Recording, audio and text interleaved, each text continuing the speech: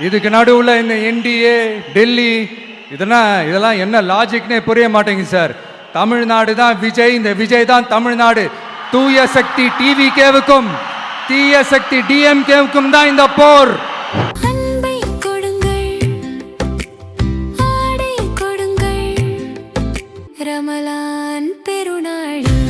Super Saravana stores புது நண்பர் ஒருத்தர் கிடைச்சிருக்கார். யார் தெரியுமா?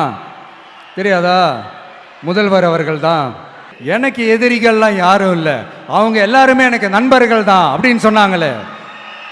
அப்படி நாங்கெல்லாம் உங்களுக்கு நண்பர்கள்னா அப்புறம் ஏன் சார் கரூர் விஷயத்துல ஏன் மேல பழி தூக்கி போட்டீங்க? முதல்வர் கூட விசில் சின்னத்துக்கு தான் வாக்களிப்பாரு அப்படின்ட்டு கற்பனையா ஒன்று சொன்னேன். ஆனா இன்னைக்கு நிஜமாவே நமக்கு ஆதரவா ஒரு கோஷத்தை எழுப்பியிருக்கிறாங்க. அது என்ன தெரியுமா? எங்க வாக்கு சாவடி வெற்றி வாக்கு சாவடியா. அதுக்கு அர்த்தம் என்ன தெரியுமா? எங்க வாக்கு சாவடி விஜய் வாக்கு சாவடின்னு அர்த்தம். மிகப்பெரிய அரசியல்வாதிங்க கிட்ட கேட்கணும்னு நான் நினைக்கிறேன். நீங்க அரசியலுக்கு வர்றதுக்கு முன்னாடி உங்ககிட்ட இருந்த சொத்து எவ்வளோ, அரசியலுக்கு வந்ததுக்கு அப்புறம் இன்னைக்கு உங்ககிட்ட இருக்கிற சொத்து எவ்வளோ, அதை ஓப்பனா டிக்ளேர் பண்ண முடியுமா?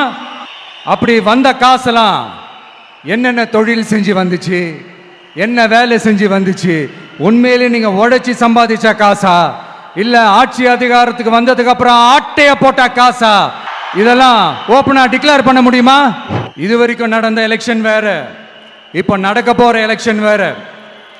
ஒவ்வொரு 5 இயர்ஸுக்கும் நடக்கிற எலெக்ஷன் மாதிரி இதை நினைச்சிடாதீங்க.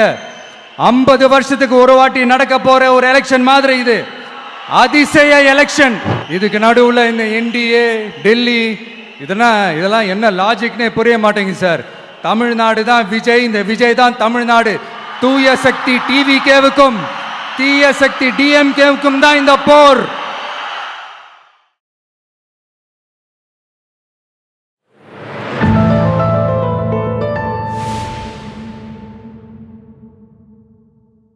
போருக்கு போறதுக்கு முன்னாடி தான் இந்த படை பரிவாரங்களோட போவாங்கன்னு கேள்விப்பட்டிருக்கிறேன். ஆனா நீங்க என்னடானா இந்த ஒன்றுத்துக்கும் உதவாத இந்த பால் டப்பாவை உருட்டிக்கிட்டு இருக்கீங்களே சார். உண்மையிலே இந்த எலெக்ஷன் எதுக்கான எலெக்ஷன் சொல்லட்டுமா? தமிழ்நாட்டு மக்களுக்கும் ஊழலுக்கும் நடக்கிற போர், தமிழ்நாட்டு மக்களுக்கும் லஞ்சத்துக்கும் நடக்கிற போர், தமிழ்நாட்டு மக்களுக்கும் இந்த நிர்வாகத்தை சரியா செய்யாத இந்த திமுக அரசுக்கும் நடக்கிற போர். அதாவது தமிழ்நாட்டு மக்களுக்கும் உங்க ஆட்சிக்கும் நடக்கிற போர், தமிழ்நாட்டு மக்களுக்கும் ஸ்டாலின் சாருக்கும் நடக்கிற போர். இன்னும் சுருக்கமா சொல்லணும்னா விஜய்க்கும் ஸ்டாலின் சாருக்கும் நடக்கிற போர்.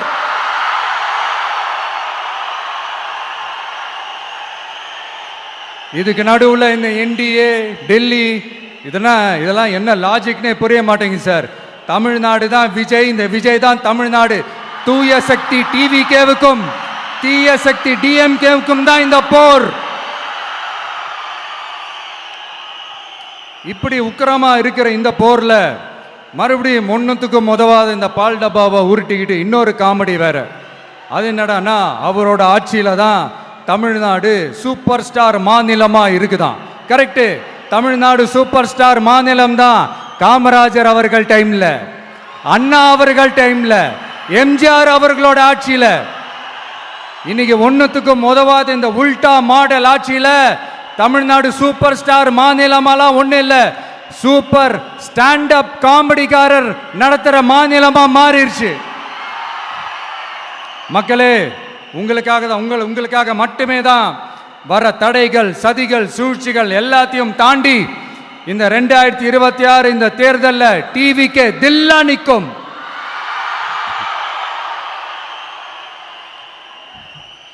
இதுவரைக்கும் நடந்த எலெக்ஷன் வேற, இப்ப நடக்க போற எலெக்ஷன் வேற.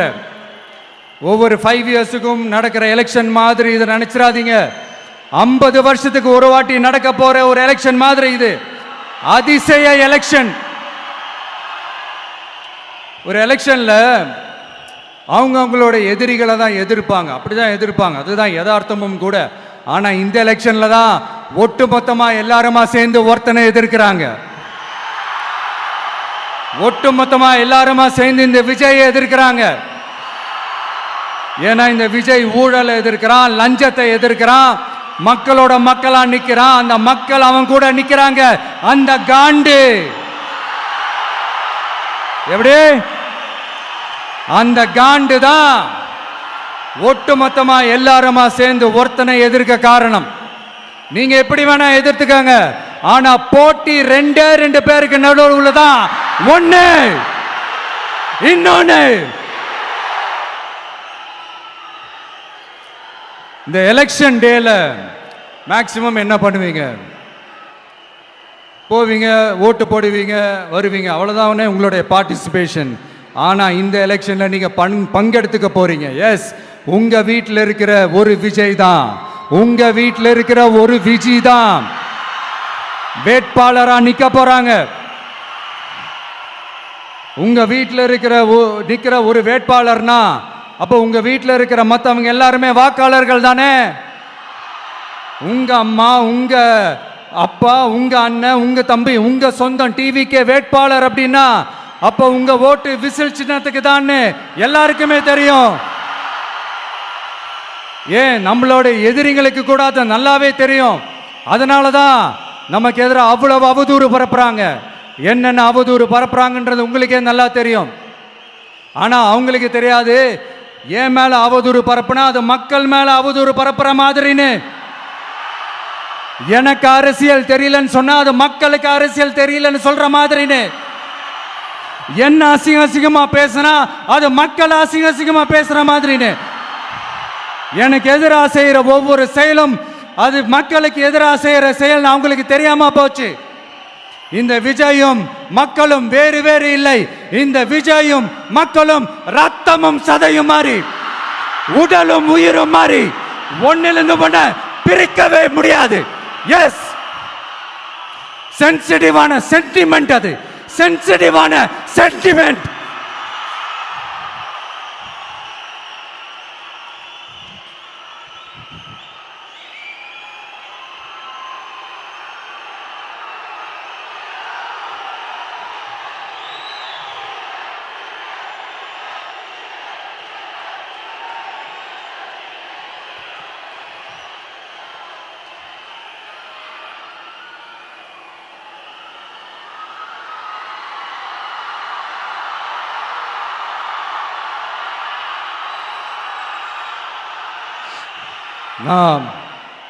சாரி, இதை யாரும் அசைக்க முடியாது. மக்களை நேசிக்கிற விஜய் வேணுமா? மக்கள் விரோத ஆட்சி நடத்துற ஸ்டாலின் சார் வேணுமா?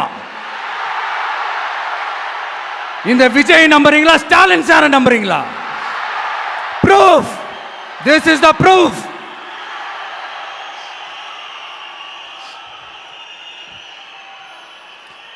இந்த தீய சக்தி, ஊழல் சக்தி, இதெல்லாம் ஏன் சொல்கிறோம், எதுக்கு சொல்கிறோம், யாரை சொல்கிறோன்றதெல்லாம் மக்களுக்கு தெளிவாக தெரியும்.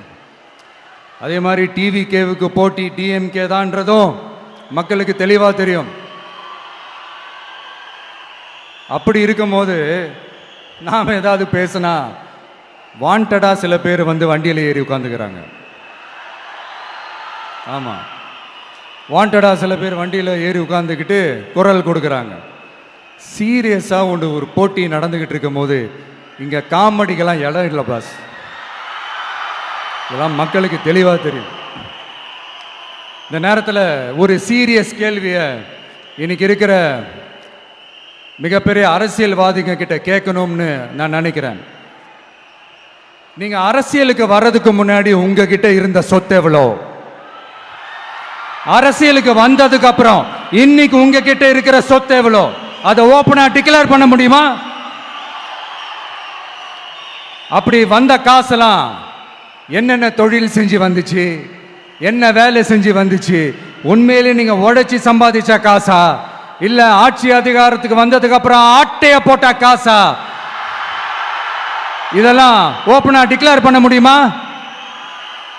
இதெல்லாம் நம்ம கேட்டா எல்லா ஊழல்வாதிகளும் ஒன்னா சேர்ந்து நம்ம மேல சேத்தவாரி வீசுவாங்க.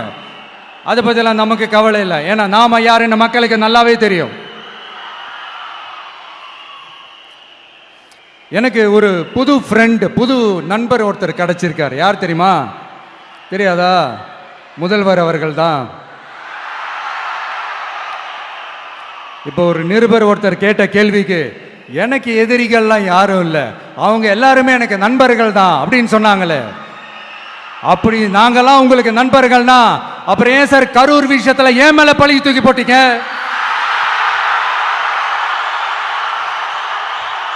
உங்களுக்கு மனசாட்சின்னு ஒண்ணு இருந்தா அப்படி பேசிருப்பீங்களா?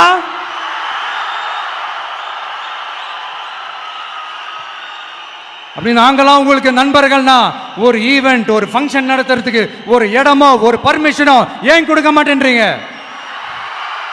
எல்லாத்தையும் நீங்களே பண்ணிட்டு போற போக்கில் அப்படியே பொய்களா அடிச்சு விட்டுக்கிட்டு இருக்கீங்க. உங்களோட உண்மையான நண்பர்கள் யாருன்னு சொல்லட்டுமா? லஞ்சம், ஊழல், அரசியல் ஆதாயம், இதெல்லாம் தான் உங்களோட உண்மையான நண்பர்கள். பர்சனலா நீங்க எப்படி வேணா இருந்துக்கங்க சார், நமக்கு அதை பத்தி கவலை இல்லை, நமக்கு அது அவசியமும் இல்லை. ஆனா உங்க ஆட்சி தான் தப்பான ஆட்சி, தமிழ்நாட்டுக்கு தேவையில்லாத ஆட்சி. கொஞ்ச நாளைக்கு முன்னாடி கற்பனையா ஒரு விஷயம் ஒன்று சொன்னேன். இந்த முதல்வர் கூட விசில் சின்னத்துக்கு தான் வாக்களிப்பாரு அப்படின்ட்டு கற்பனையா ஒன்று சொன்னேன். ஆனா இன்னைக்கு நிஜமாவே நமக்கு ஆதரவா ஒரு கோஷத்தை எழுப்பியிருக்கிறாங்க. அது என்ன தெரியுமா? எங்க வாக்கு சாவடி வெற்றி வாக்கு சாவடியா. அதுக்கு அர்த்தம் என்ன தெரியுமா? எங்க வாக்கு சாவடி விஜய் வாக்கு சாவடின்னு அர்த்தம்.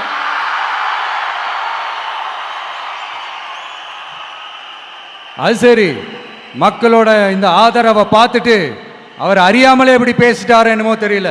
50 வருஷம் எக்ஸ்பீரியன்ஸ் அரசியல்ல, உண்மை என்னன்னு ஒத்துக்கிட்டு தானே ஆகணும்.